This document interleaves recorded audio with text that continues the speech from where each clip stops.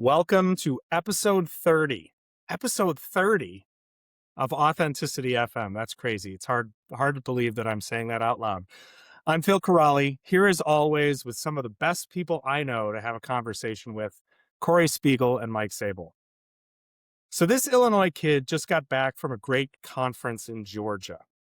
I went down thinking I'd know a few people, and it turns out I was wrong in the best possible way. I reconnected with some old friends I didn't expect to see, and I met new ones I didn't know I was missing. My Georgia colleagues were doing genuinely hard work for their communities, showing up honestly, not performatively. And somewhere in the long drive from Athens back to Atlanta to catch my flight home, I realized this is it. This is the thing. It's not the conference or the sessions, it was the people. The real conversations, the ones that happen when you can be yourself, when you stop performing and just show up.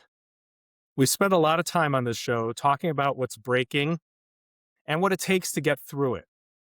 And maybe an answer was in front of us the whole time. But that answer just doesn't scale well, and it doesn't move fast, and there's really no algorithm for it. But it's connection, real connection, built one relationship at a time in a world that keeps making that harder and keeps making us hungrier for it. Looking left and right, are we finding it or waiting for it to find us? Are we working for it or hoping it delivers a quick, easy dopamine hit? And can real connection actually sustain the hope and optimism this work demands? Stick around. We'll keep talking on the other side.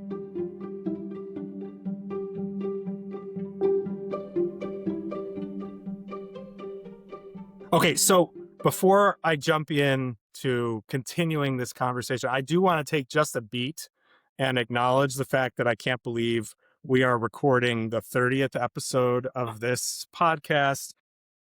When we sat down back in July of 2025 and said, let's see if we can get to 2, and then let's see if we can get to 10. I'm not sure that I ever thought we'd get to 30, but here we go. And it's kind of amazing. I think it just warrants a moment of kind of excitement and acknowledgement that it's been a really fun road so far. Okay, so I want to keep going on the path that I was just walking down.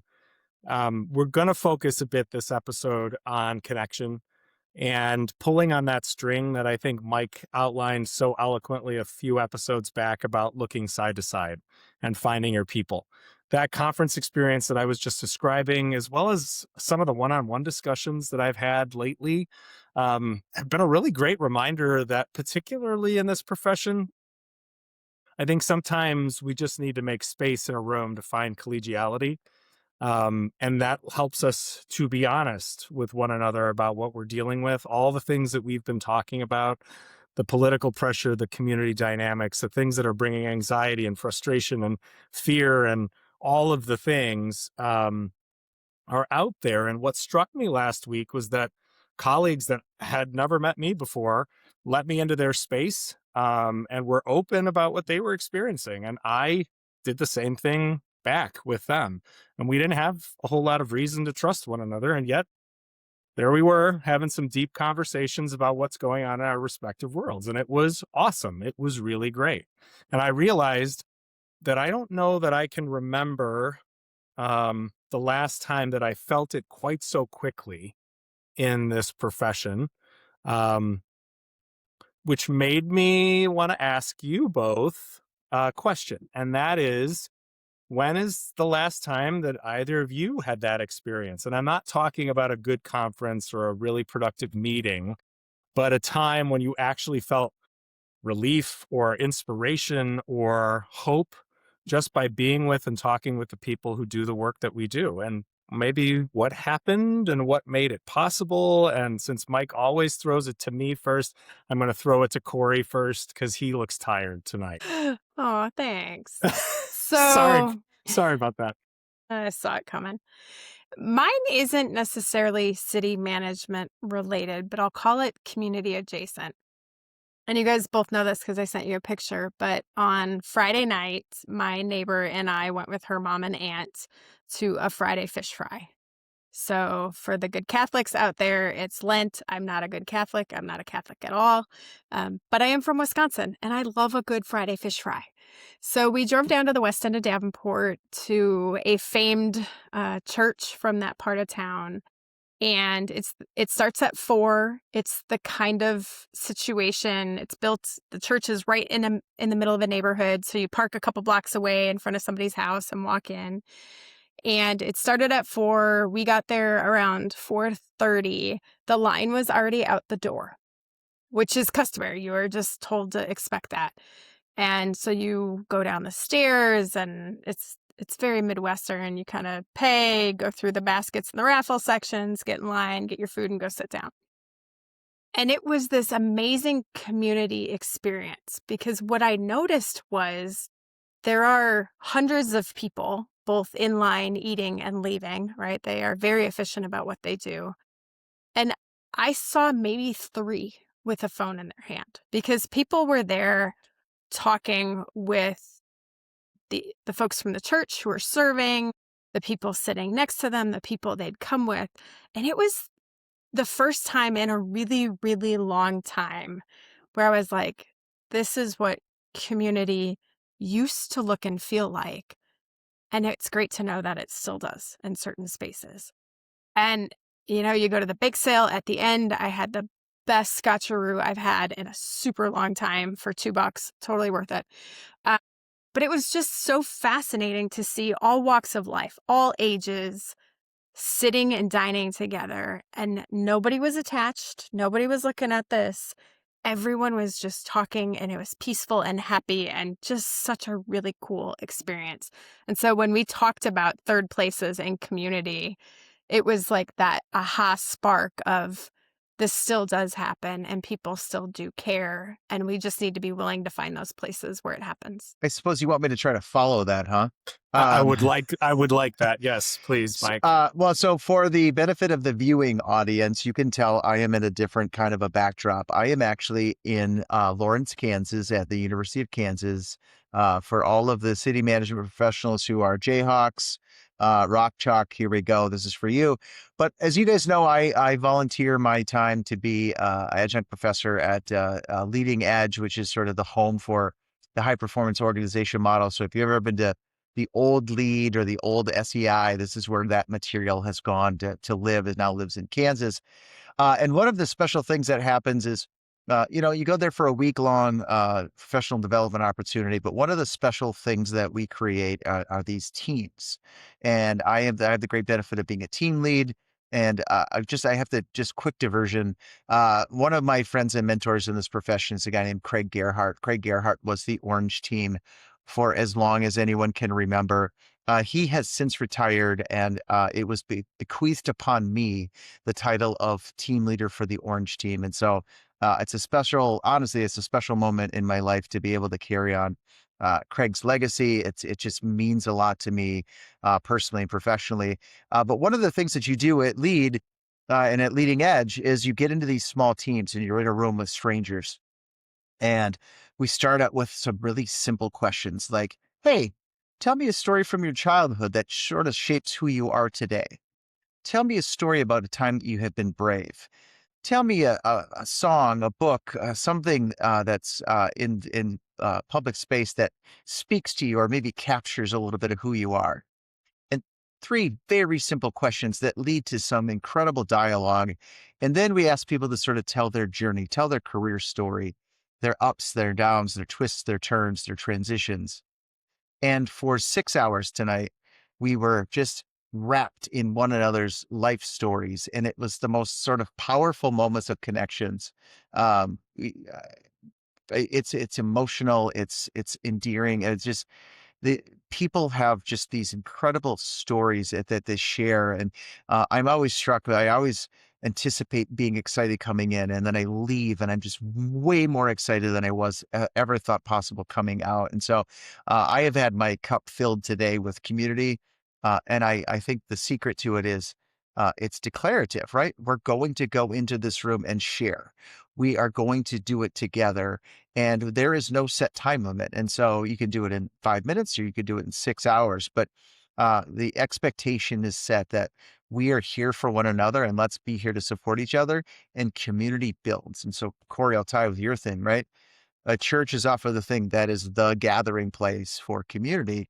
And it's a reminder that you have to be intentional about setting it with purpose, and you have to take in all comers and just roll with it, because it is can be magic. And I call them special K bars because I'm from Minnesota. We don't call them scotcheroos or whatever what they're called in Iowa, but I know that thing that you're describing, and it is someone making something that they want to share with someone else. And it's a special kind of a place. And that's where great authentic communication comes from, this intention of sharing their gifts, their talents, their stories, and it's brought with love. And so that's where connection has been for me today. And I'm reminded how special it is.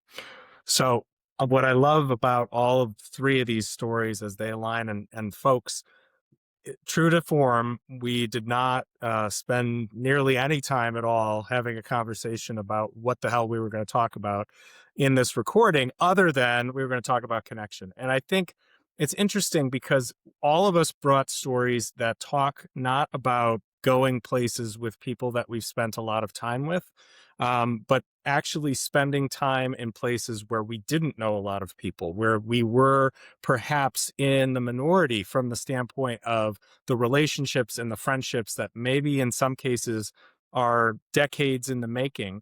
And yet, what we still derived from these experiences wasn't, ugh, gosh, I felt like I didn't belong there. We instead found meaning almost immediately in the connective tissue between us and the people that we're spending time with. And I think it's interesting in the dynamic that we've been talking and spending a lot of time talking about these last months, which is that, gosh, aren't we more and more by ourselves? Aren't we more and more hidden behind screens? Aren't we more and more at odds with one another, showcasing our differences, focusing on the things that we don't have in common? And yet, in these three experiences, we've done the opposite. Yes, there are commonalities that have brought us to these places, but we didn't act and sit in the corner and just kind of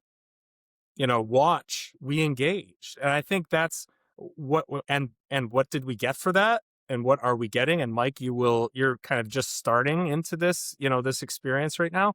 You're getting meaning. Um, you're getting a sense that you belong, that you are part of it. And I think that's just an interesting dynamic today, as we've been talking so much about all the things that feel broken and all of the things that feel isolating and just us. And I kind of love how that has kind of matriculated itself in these very different stories that we all have experienced in the last 72 or so hours, right? So, leading from that, I'm curious about, how, when we talk about it, that is not a space that I generally occupy comfortably. Places that I don't have a full awareness of all of the working parts. I can go to an ILCMA meeting, and it's like any ILCMA meeting I've ever been to before. I know it like the back of my hand. I went to GCCMA. I had no idea where I was going. I didn't know where the registration table was. And all I had to do was ask somebody, and they said, "Oh my gosh, let me take you over there. I'm so glad you're here." Right. I don't know that that's generally how I do things, but how do we talk to our listeners who sometimes are going to say to us, "I'm not going to derive meaning from a space like that because I'm never going to find my people." So I'll dig into that one. And I want to tie it back to some of the other things we've talked about, because when we talk about scaling up or scaling out or the number of followers, like we got so obsessed with quantity along the way. And part of this fracturing is maybe that was the wrong metric, right? And now, Phil, we've all gotten messages over the past week from people directly tied to conversations we've been having in the podcast. and they've all been one-to-one connections, and they've been, this idea is, well, maybe I didn't think that was the right approach. And that goes back to me, kind of this idea of said who, right? Like when did the rule become I can only push out information on social media? Or, think about it in the context of local government. The only way we can communicate is by holding a community meeting where everyone has the chance to come, because we decided this dispersion strategy was the right approach. And I think we realize, at least experientially, it's not working. And so instead of focusing on this, I need to reach the most people possible, it's really this one-to-one connection. And, Mike, but for you, I wouldn't know Jerry Dreesen. And Jerry Dreesen and I had the most fascinating conversations this week on so many different topics.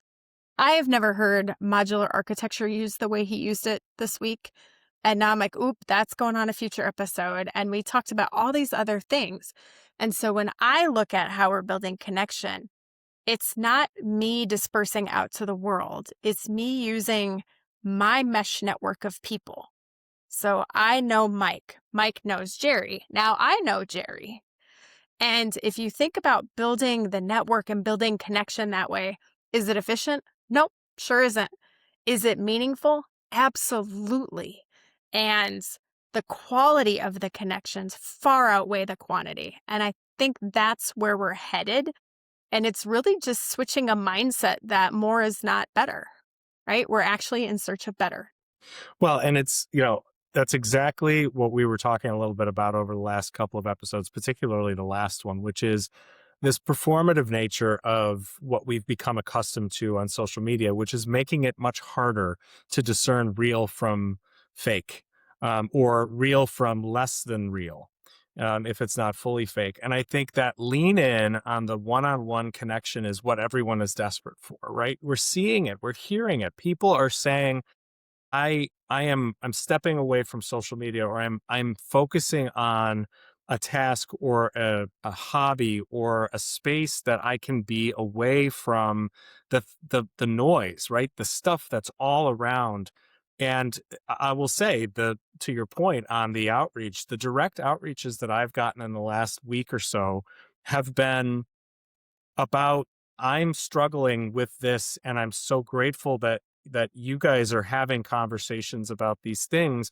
But what struck a nerve with a couple of folks was the conversation that we had 2 episodes ago, where we were talking about ILCMA's board sitting down and making themselves available, putting themselves into a room and saying, hey, if you've got a story you need to unload, we're here to hear it. We're here to listen to it. And that power of putting yourself into a space of not the problem solver, not somebody, you may not derive anything personally from it, but suddenly you have given somebody the gift of the ability to lighten the load.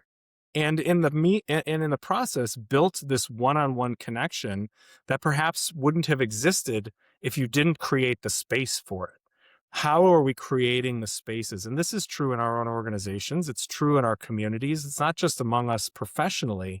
How are we creating the spaces where a face-to-face human connection can actually solve the problem, as opposed to your point, Corey, we're going to have a big community meeting and 70 people are going to show up, or 150 people or whatever, and nobody's going to have a face-to-face conversation. They're going to watch a PowerPoint slide deck, grumble to themselves with their neighbors, and walk out the door, right? How do we change that dynamic? So you guys have the advantage of me traveling. So I actually brought in like a full-size piece of paper. I still only have 4 words on it, but I am taking notes because I appreciate you guys so much. I'm going to say a couple of things to that. So I will say the last little bit stretch of podcast episodes I've gotten more personal feedback on them than probably some of the others. And I think because it's been touching something, touching a nerve, touching something deep in a lot of people that they're experiencing. Last episode, or maybe it was 2 episodes ago, I don't know, go back and watch them because they're terrific. Notice I didn't say like and subscribe. I'm just saying go back and watch them and give us feedback.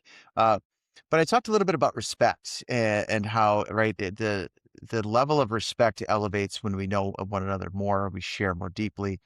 And I got to say today, my favorite poem of all time is a poem, and the title is Motto, and it's by Langston Hughes, a Harlem Renaissance poet. And I actually got this poem from a guy named Jim Keen, who is a legend and an icon in our profession. So the poem goes like this. It says, is I play it cool and dig all jive. That's the reason I stay alive. My motto as I live and learn is to dig and be dug in return. It's this wanting to be understood by others and this desire to understand other people, right? Dig deep into somebody and also be dug, like have somebody understand me. And it's this sort of source of life. And when you can do that in one-on-one conversations or in small group conversations, it is hugely powerful because you understand that we have this sort of shared humanity and all of the noise and the clutter sort of disappears. And so as you guys know, so I'm at KU this week. We just did our team session. It was 6 hours of conversation and no one was on their phone and everyone was deeply engaged and everyone asked a deep meaningful question and probed and it was just like it just felt so rewarding to have a moment of like depth. And maybe that, and Corey, you've mentioned in the past about wanting to go deep on topics. And so, um, there's breadth and there's depth and there's time and places for both of it. And so when we're talking about connection, uh, deep connections are great. And then broad intellectual opportunities are great. And so if we can somehow marry those two things together, I think we can really go far. And so, Corey, I'm going to ask you to maybe expand a little bit about on your sort of your breadth and then a little bit on depth. What a setup. Um, so I've been working a lot the past week or so on what is lovingly referred to in my files currently as book number 2. And it's really built around this idea of a mesh network. And that's how I'm choosing to see life right now. Maybe it's a bias. Maybe it's, I always joke with Phil that I'm usually 2 steps ahead on stuff. But it's the idea that in our lives, nodes can go down, right? In work, nodes can go down, and something is there to pick up the slack. And that for me is really what the focus is making sure those nodes are intentional in how I build my connections, how I build my life, what I'm interested in and what I'm studying right now, right? And so if you put that into a practical application in local government right now, I think what is going to be imperative through this next era, and it's a couple years, is really redefining what matters. And as cities are going through strategic planning and budgeting right now, there is we want to do everything for everyone because one person said this mattered to them. And that's not diminishing the one voice. But government is about representing the masses, the many. And getting back to those things and having those hard conversations about what are the core business principles? What are those right things?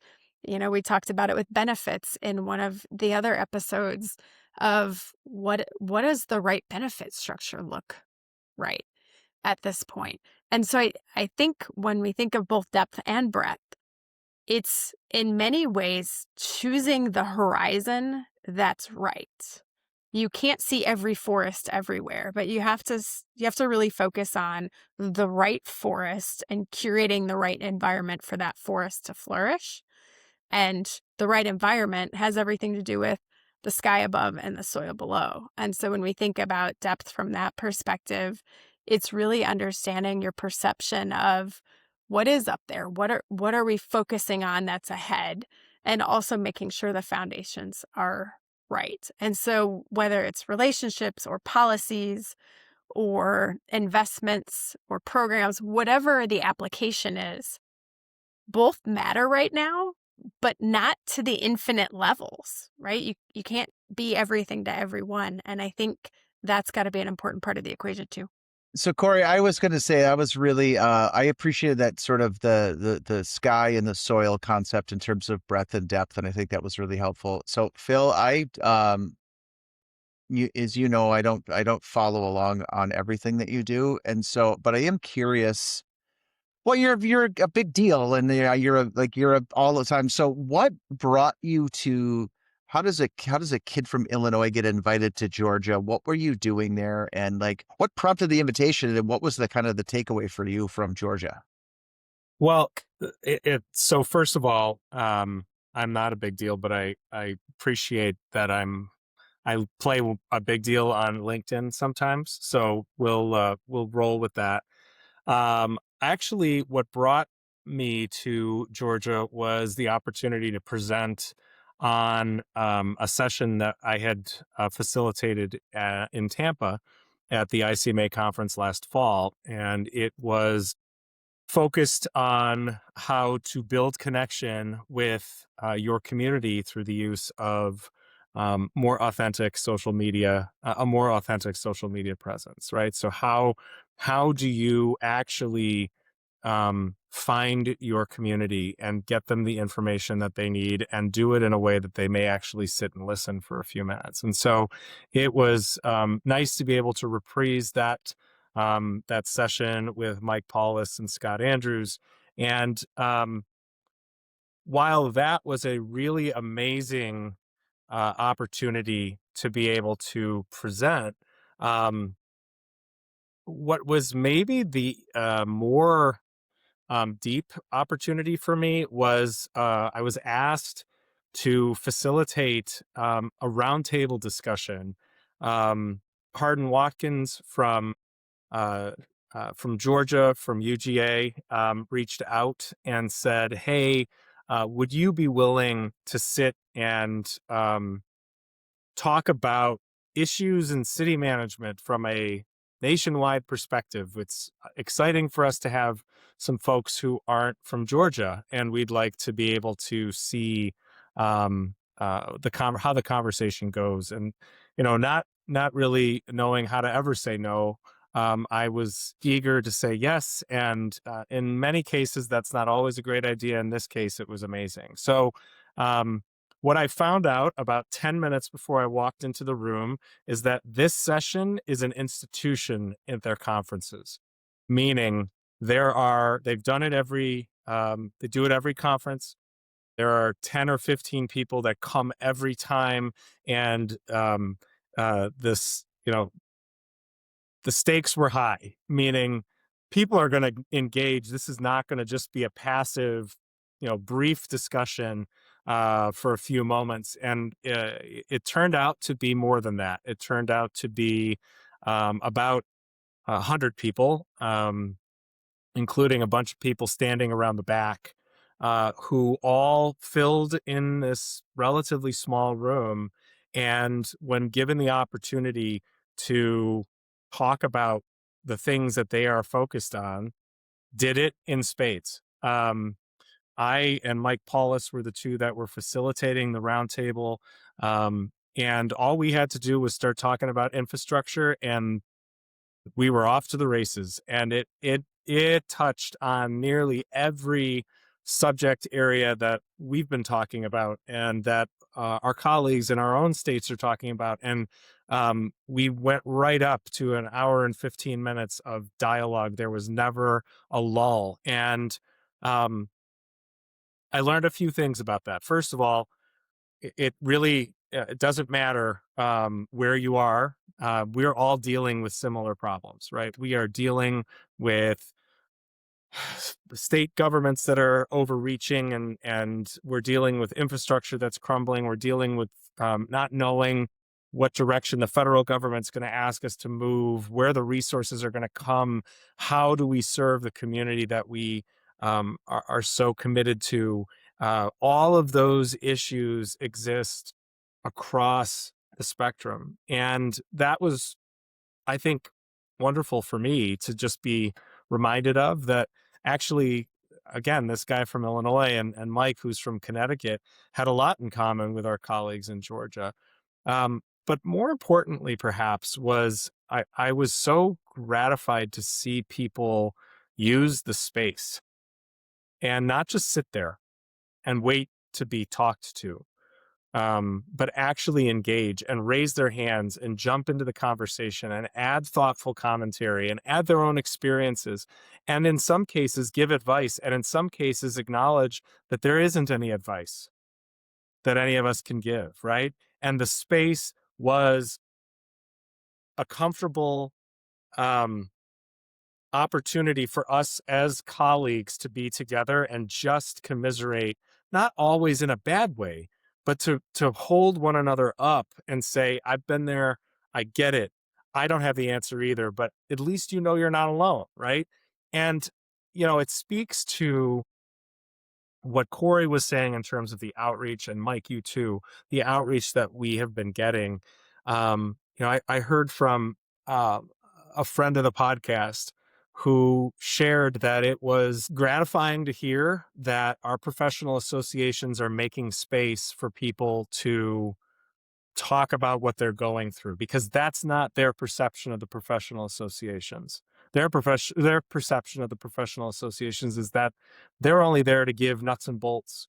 They're only there to give how-to manuals on budgeting or other very tactile things, and not to find ways for members to connect. And I think, going all the way back to our interview with Tanya Angie last year, the past president of ICMA, this concept of members matter is something that not is resonating, but isn't necessarily the first thing that you think of when you're talking about our professional association. It kind of works its way into a conversation over a beer here and there or something like that, but it's not the focus. And that roundtable conversation at GCCMA to me said, no, it is the focus. It can be the focus, and it isn't going to be an empty room that no one wants to occupy. It's going to be standing room only. And it was just a really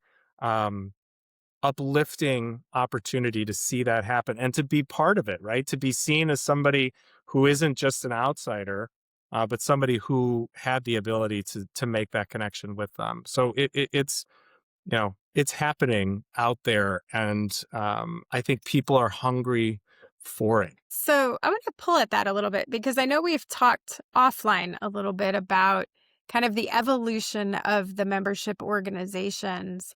And a traditional role has always been kind of pushing out information, right? And yes, they convene a group of people. That's what conferences do.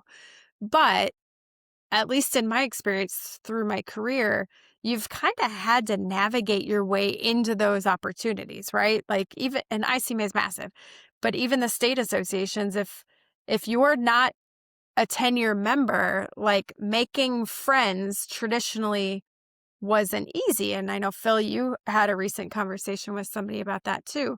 And so is maybe that part of what's shifting right now, is this idea that it's not the way it's always been done club is retiring, maybe society's changing, all of those things.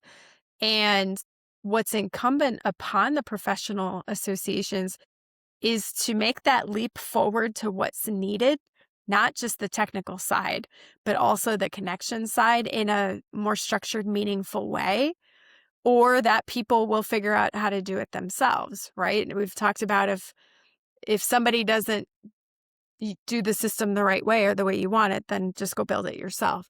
And so is that what you're kind of seeing with the state associations right now, is maybe hedging forward to, this isn't business as it's always been. The world is different, and we now have to adapt to this future workforce too. So is that the redefinition of what matters that you were talking about a few minutes ago, Corey, right? Is it happening at the grassroots level? Is it happening at the leadership level? Is it happening at both, where people are kind of saying, look, I know that that's what I've been told this is going to do, and I'll use it in a work example, not just a professional association example. Are our communities asking us to consider how their needs have changed and adapted over these last months and years? I would say, yeah, the answer to that is absolutely. And that we're seeing more fear and anxiety for a variety of reasons in a variety of contexts where people are saying, I know that you guys are really great at picking up garbage and making sure that the water flows and the toilets flush and the streets are plowed. But I actually need you to help me feel safe, and I actually need you to help the people around me feel safe too. And that's what I really need right now. It is all of those other things, but that especially, because that's what I'm that's what I'm feeling or fearing. And how are we rising to that as well? And I'll tell you, I've got a few difficult conversations that I'm preparing myself for this week with some folks in my community. Um, and those difficult conversations, interestingly, perhaps when you look at them in the context of what's going on in the world, are pretty low level important, but they're not low level important to those people because they speak to that same tone and timbre of what I was just mentioning, this sense of community, this sense of safety, this sense of things don't feel like they usually feel. And I'm upset about that. And I don't know where else to go. You're the person, you're the organization that I know will take my call and that I can talk about this with. And I might be mad at you when I do it, but hopefully you'll understand where I'm coming from so that we can come up with a solution.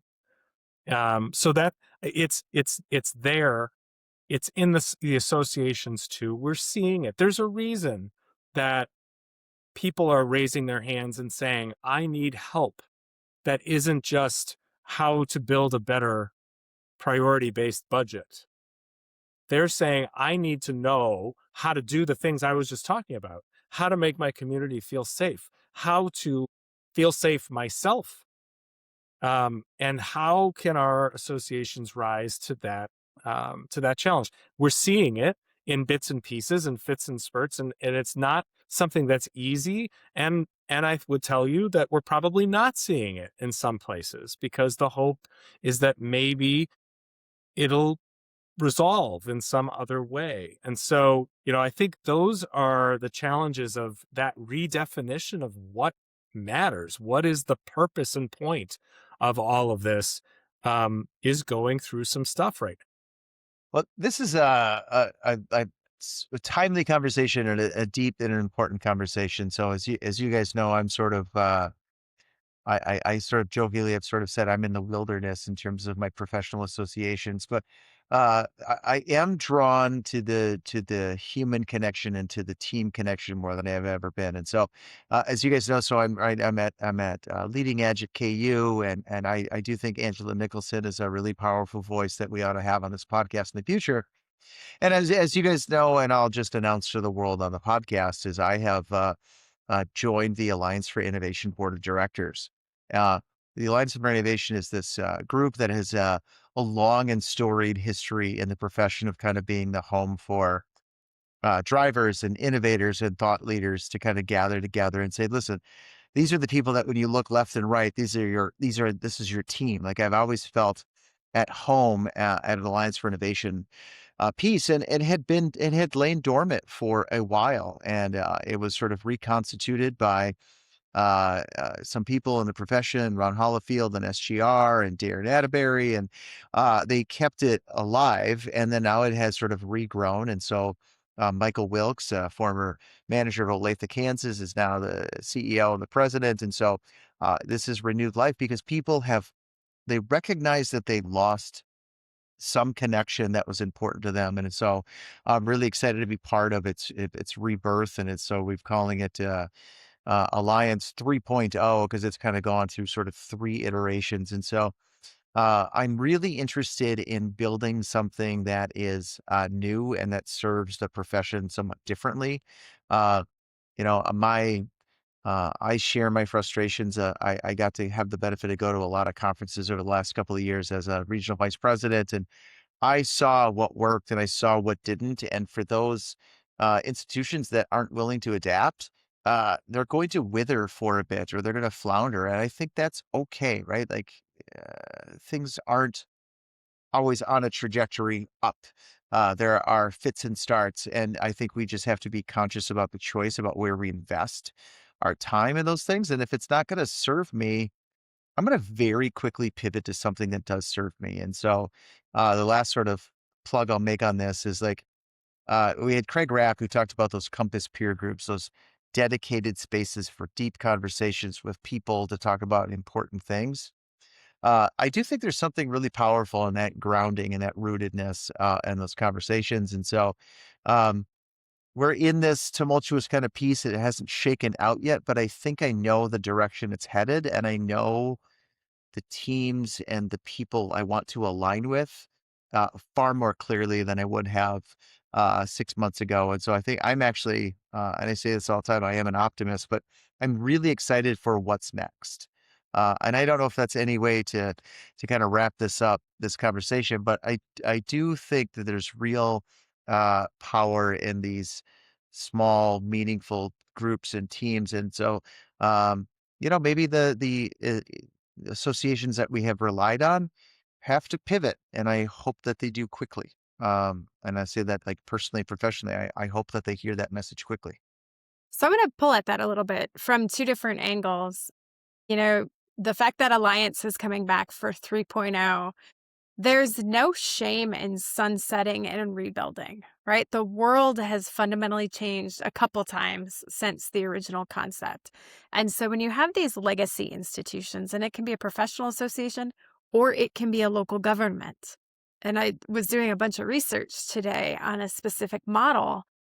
And if we just keep using the tactics that were built by the generation that built them and not for the generation that needs them, the institution will fail. And I think we're seeing that everywhere right now. And sometimes it's good and sometimes it hurts.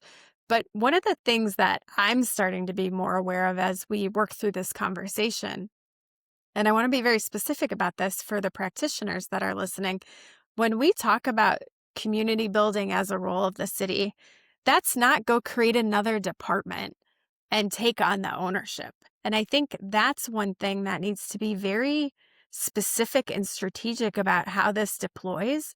It's that there are builders and conveners in your community.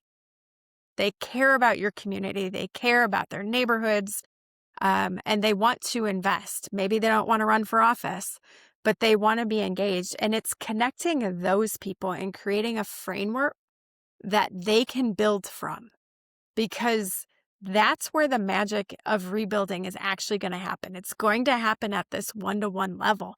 It has to get rebuilt at that level. The Facebook community group is not going to rebuild your community. It's just not. But the idea that when my garage spring breaks and I can't get my car out of the garage to go to school pickup, but I can call a neighbor and be like, can I borrow your car for the next 30 minutes? And they're like, yeah, sure. Those relationships are what needs to be rebuilt and what will take us out of this turning into building what's next. And we need to not be afraid of that. Like this era of government has to do everything for everyone is probably worthy of sunsetting too. So I want to pull on that particular string for a second. The one just before what you said, which is when your garage door spring breaks, how do you know that you have a community around you that will support you? That was one of the conversations that I had last week, was with somebody who had recently relocated to a new community, starting over, no family, no friends, just their spouse and their kids. And they said, the hardest thing is we don't have any flexibility because we don't have childcare. And if somebody gets sick or somebody can't go to school or something happens, um, we don't have anything to fall back on. And I think it's an example of the struggle. Not just, obviously that was a fellow city manager, but that is the experience in our communities, right? This sense of I don't know who I can trust. I don't know if I can trust anyone. Is community going to support me if something happens in my world? And I do not think that government can replicate community. I don't think government can snap its fingers and suddenly find a way to fix that problem.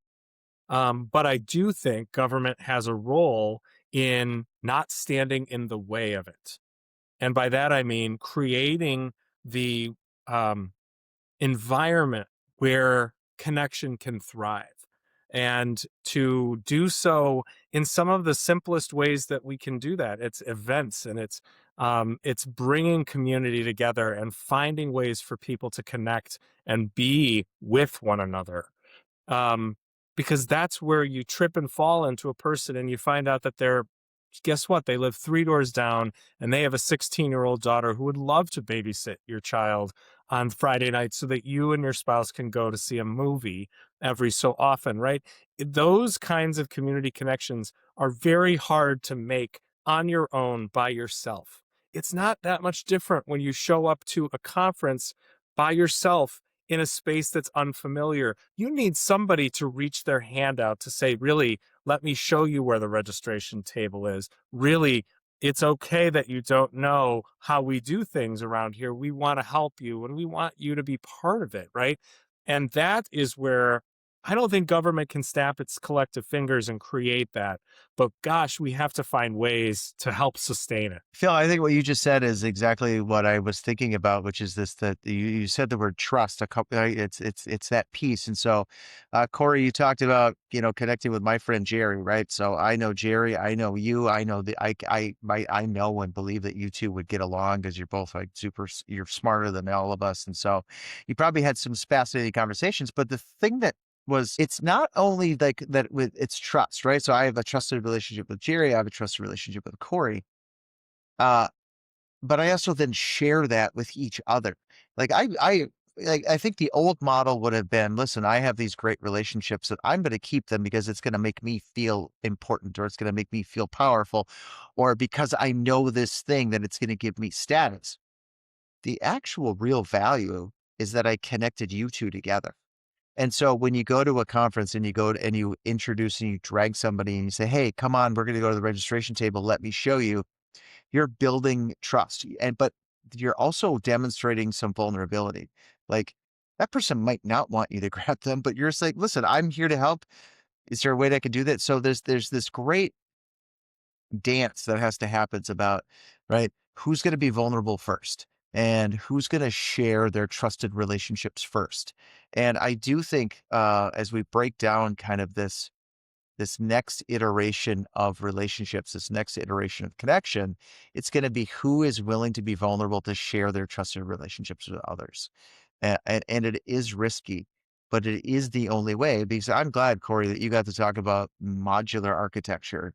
Uh, I will tell you, I don't know what it means, but I'm glad that it excited you, and you'll probably turn it into a third book at this point. But like, I am eager to share that because I have such a kindness and respect and love for everybody that's in my network, because my network is mine. It's not fake. It's a real network, and I want to share it. And I use my own judgment about when to share, and like I think it's a really important value. And the deeper my network is, interestingly, the broader it is, because I know people at different levels and can connect at different levels. So, um, I don't know that I have a question or comment on about that, but it was reflective of like this tension of trust and vulnerability is the thing that builds community. And it's the real community that's going to be impactful and meaningful, not just, as you described it sort of last week, this garage sale of half broken things that don't work anyway. So kind of fun, and I appreciate it. So I'm gonna transition this conversation. Phil, you've had some amazing experiences. Corey, you've had some amazing experiences. For our listeners, so we've done, I still can't believe we've done 30 episodes. What does episode 31, 32, 33, 34 kind of look like? What can our viewers expect going forward? Okay. Well, Mike, great question. And what I am excited about is that we're actually talking about episodes 31 and beyond. And what that beyond total is going to be is an unknown. But what we do know is that I think we're going to be pulling some strings of what we have been talking about. Obviously, today's been a lot about how we're supporting one another, those connections that are built, the realness. I like the word you just used a moment ago about real connection versus perceived connection. And I think that's particularly important as we look to how we continue to build our organizations, right? How do we continue to feed the next generation? And I think we're going to spend some time not only looking at maybe some of the things that we have built structures around over the last several decades, but talking to folks who are newer in this profession, who are going to hopefully provide some ideas and context around the things that are meaningful to them. Somebody who's deep into the first few years, first half a decade, and what they're seeing and what they're experiencing and how our organizations can continue to support their growth.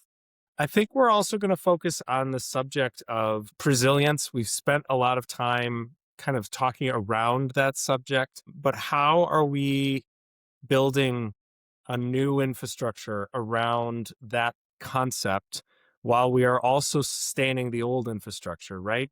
I think we've talked about this struggle of trying to move something forward while also supporting the things that have to kind of still exist while the new thing is being created and formed.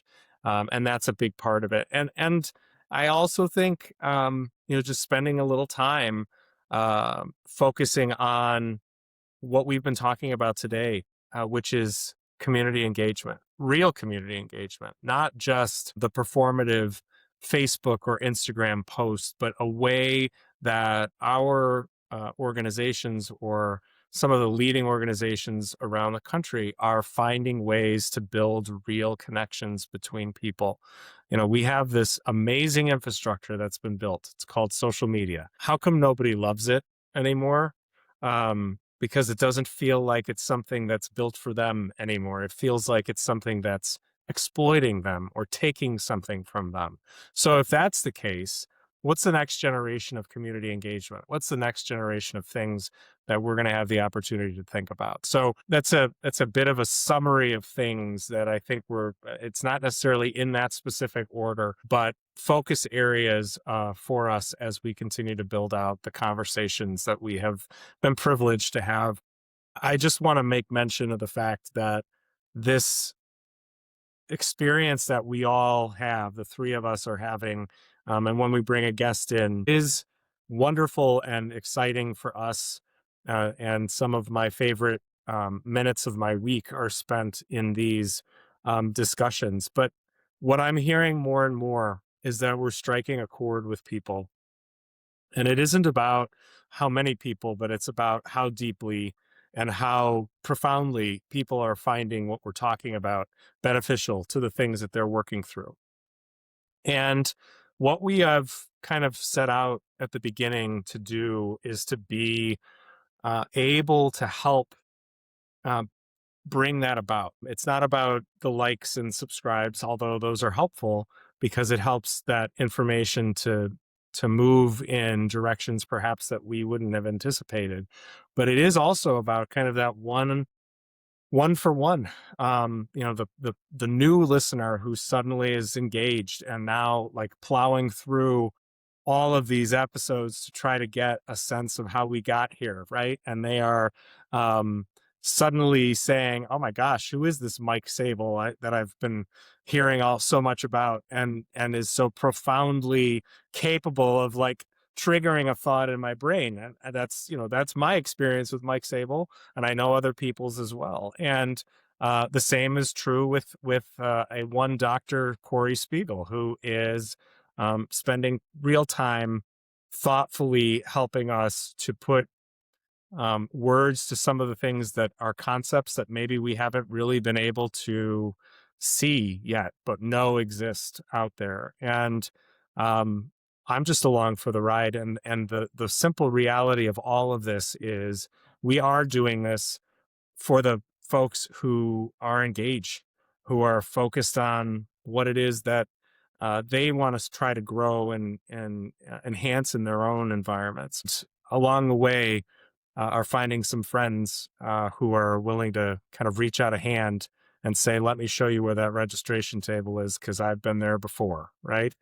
This is a wonderful chance for us to connect with our broader community, and I think it's what we hope we're able to do in our daily lives, in our jobs, and with the connections and relationships that we have built over time. So, what an opportunity for us three to spend this time! But thank you for those of you who have tuned in for these 30 episodes, and we're looking forward to continuing that thrust for as many as we have the energy to keep doing.